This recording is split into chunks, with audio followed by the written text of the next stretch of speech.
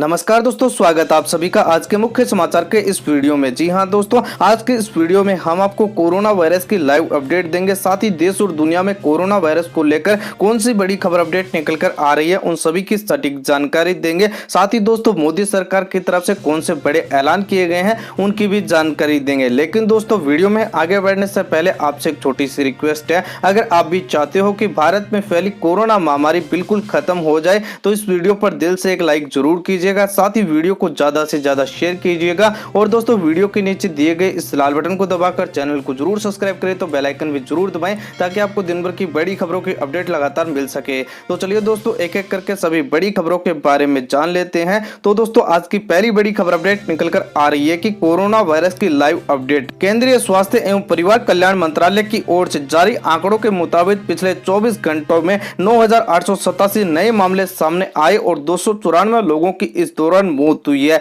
इसके बाद देश भर में कोरोना पॉजिटिव मामलों की कुल संख्या बढ़कर 2,36,657 हो चुकी है, जिसमें से 1,15,942 सक्रिय मामले हैं, जबकि 1,14,073 लोग ठीक भी हो चुके हैं या उन्हें अस्पताल से छुट्टी दी जा चुकी है। अब तक दोस्तों 6,642 लोगों की इस दौरान मौत भी हुई है। वहीं आज आंध्र प्रदेश में 161, बिहार में 147, ओडिशा में 173 और झारखंड में 95 और मणिपुर में 11 नए मामले भी सामने आए हैं।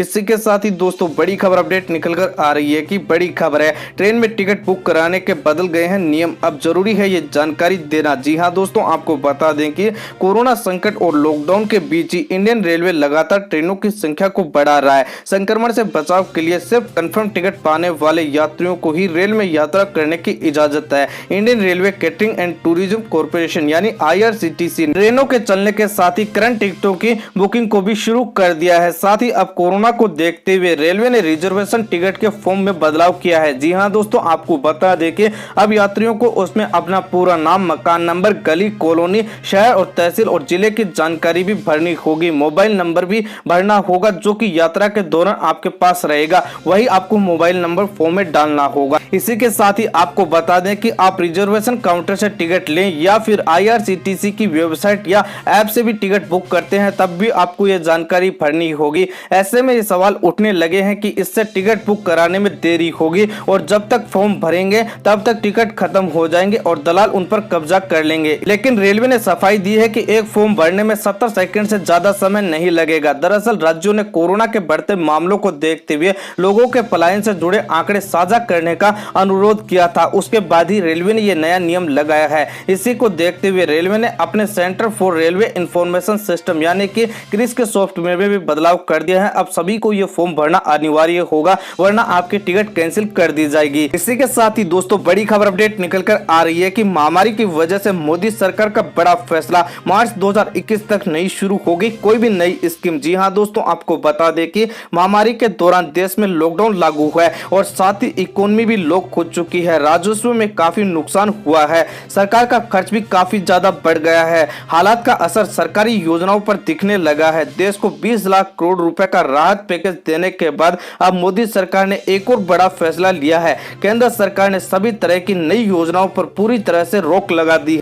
जी हां दोस्तों, वित्त मंत्रालय ने सभी विभागों के लिए स्वीकृत योजनाओं को 9 महीने के लिए रोक दिया। इसका मतलब हुआ कि मार्च 2021 तक कोई भी नई योजना शुरू नहीं होगी। जी हां दोस्तों, मोदी सरकार की तरफ से मार्च 2021 तक कोई भी नई योजना शुरू करने पर पूरी तरह से पाबंदी लगा दी है, क्योंकि सरकार के पास जो है खर्च नहीं है और सरकार काफी ज्यादा पैसे खत्म हो चुके हैं, इसीलिए सरकार ने यह बड़ा फैसला किया है। इसी के साथ ही दोस्तों, बड़ी खबर अपडेट निकल कर आ रही है कि टाटा स्काई ने किया है बड़ा ऐलान, 15 जून से बदलेगा चैनलों का पैकेज, ग्राहकों को हर महीने होगी भारी बचत। जी हां दोस्तों, आपको बता दें कि टाटा स्काई ग्राहकों का मासिक बिल घटाने के लिए 15 जून से एक अहम कदम उठाने जा रही है। बिल कम करने के लिए कंपनी चैनलों और पैक की संख्या कम करेगी। ऐसा करीब 70 लाख सब्सक्राइबर के लिए किया जाएगा। कस्टमर को डायरेक्ट टू होम प्लेटफॉर्म से जोड़े रखने के लिए कंपनी ये कदम उठा रही है। टाटा स्काई ने 350 रुपए या इसके कम के बिल का भुगतान करने वाले ग्राहकों को बनाए रखने के के लिए कदम उठाया है। जी हाँ दोस्तों, आपको बता दें कि पिछले 2 महीनों में 15 लाख ग्राहकों ने टाटा स्काई की सेवाओं को लेना बंद कर दिया। वे अपने सब्सक्रिप्शन को रिन्यू नहीं करा सके क्योंकि ग्राहकों का मानना है कि ये काफी महंगा है। मई में टाटा स्काई वेबसाइट और ऐप पर लॉगिन करने वाले 50 लाख सब्सक्रिप्शन में से 70% ये चाहते हैं कि उनके मासिक बिल को कम करने के लिए चैनल घटा दिए जाएं। इसीलिए टाटा स्काई जो है अब आपके प्लान बेहद ही सस्ते करने वाली है, क्योंकि लगातार टाटा स्काई के ग्राहक कम हो रहे हैं, इसीलिए बड़ा कदम उठा रही है। इसी के साथ ही बड़ी खबर अपडेट निकल कर आ रही है कि पीएम मोदी की यात्रा के लिए मिसाइल रक्षा कवच से लैस विमान सितंबर तक बेड़े में होगा शामिल। जी हां दोस्तों, आपको बता दें कि भारत के राष्ट्रपति और प्रधानमंत्री को ले जाने वाले विमानों की सुरक्षा अब अमेरिकी राष्ट्रपति को ले जाने वाले विमानों जैसी हो जाएगी। 2 विशेष रूप से उन्नत बोइंग 777 विमान प्रधानमंत्री नरेंद्र मोदी के एयर इंडिया 1 बेड़े में सितंबर के अंत तक शामिल हो जाएंगे। इन विमानों की खासियत यह है कि ये किसी भी मिसाइल हमले के खतरे का मुकाबला करने में सक्षम होंगे। बताया जा रहा है कि बोइंग 777 विमानों के जोड़ों का पहला विमान अगस्त के आखिर तक अमेरिका से भारत पहुंचेगा। इसके 1 महीने बाद दूसरा विमान यहां पहुंच जाएगा। जी हां दोस्तों, आपको बता दें कि ये विमान सेल्फ प्रोटेक्शन सूट से लैस होंगे, जिसमें इंफ्रारेड और इलेक्ट्रॉनिक जंगी तकनीकी शामिल होगी। इसके अलावा विमानों में मिसाइल चेतावनी प्रणाली होगी जो कि मिसाइलों को दूर से अक्षम करने में सफल रहे सक्षम होगी। वहीं विमान सुरक्षा की रडार वाली प्रणाली को नाकाम करने में सक्षम तकनीकी से लैस होगा। अधिकारियों ने बताया है कि इन विमानों में अमेरिका के राष्ट्रपति के एयरफोर्स 1 वाले सुरक्षा उपकरण लगाए गए हैं। जी हां दोस्तों, जल्दी ये विमान एयर इंडिया 1 के बेड़े में शामिल हो जाएंगे। उसके बाद पीएम नरेंद्र मोदी की सुरक्षा और भी मजबूत हो जाएगी। इसी के साथ ही दोस्तों बड़ी खबर अपडेट निकल कर आ रही है कि मोदी सरकार का बड़ा फैसला है। किसानों को मिली अपनी फसल बेचने की आजादी, एक राष्ट्र और एक बाजार को मंजूरी है। जी हां दोस्तों, आपको बता दें कि एक हफ्ते में दूसरी कैबिनेट बैठक में मोदी सरकार ने एक बार फिर राहत पैकेज का पिटारा खोला। इस बैठक में किसानों के हित में कई बड़े फैसले लिए गए हैं। जी हां दोस्तों, आपको बता दें कि प्रधानमंत्री नरेंद्र मोदी की अध्यक्षता में हुई कैबिनेट की बैठक में एसोसिएशन कमोडिटी एक्ट में बदलाव का फैसला किया गया। इस अधिनियम में संशोधन को मंजूरी दी गई। इस संशोधन के बाद अब किसान सीधे अपनी फसल किसी भी बाजार में बेच सकेंगे। अब देश में किसानों के लिए एक देश एक बाजार होगा और सरकार ने एक देश एक बाजार की नीति को मंजूरी दे दी है। इससे किसानों को अच्छा मूल्य मिल पाएगा। जी हां दोस्तों, किसान जो है इस नियम के बाद अपनी फसलों को अच्छे दामों पर बेच पाएंगे। मोदी सरकार ने किसानों के लिए बड़ा कदम उठाया है।